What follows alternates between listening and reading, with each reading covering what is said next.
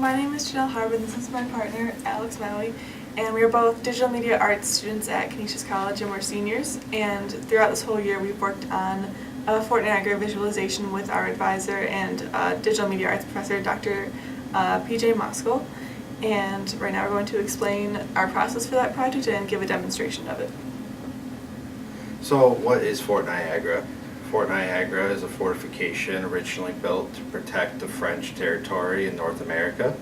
It is located near Youngstown, New York, and is on the eastern bank of the Niagara River near Lake Ontario. The fort played an important part in the French and Indian War, and it fell under British control after that, and then remained until America won its independence. And then the British reclaimed the territory in 1796. As a result of the different occupations, the fort boasts many different architectural influences. So like I mentioned, we've been working on this project since the end of the 2016 semester, and we worked on it all summer.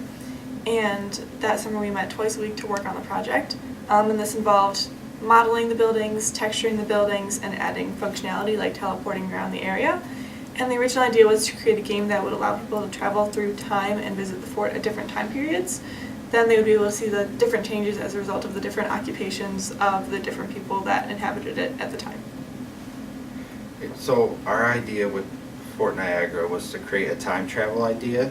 So right now we have the present day built in our virtual reality experience, but we want to be able to go back to like different time periods, like Janelle said, and see the difference when the French first had it, then the British took over, the Americans took over, and just see the differences that the fort went through throughout those times. Yep, so as part of our process, we had the opportunity to visit Fort Niagara and talk to one of the curators there. And this was really helpful because he was able to show us the different maps during these different time periods so that we would eventually be able to recreate these different formations. So we created an educational virtual reality experience. Although right now the time traveling feature isn't implemented yet, we do have a walkthrough of the fort in present day time. And yeah, so in the future we're definitely planning on the time travel experience for people as well. So as of right now, like we mentioned before, our experience allows you to teleport around the space, and we felt that that would be the best method in virtual reality because sometimes it can get a little bit dizzying to walk around. So we added the teleporting so it would be easier for the user.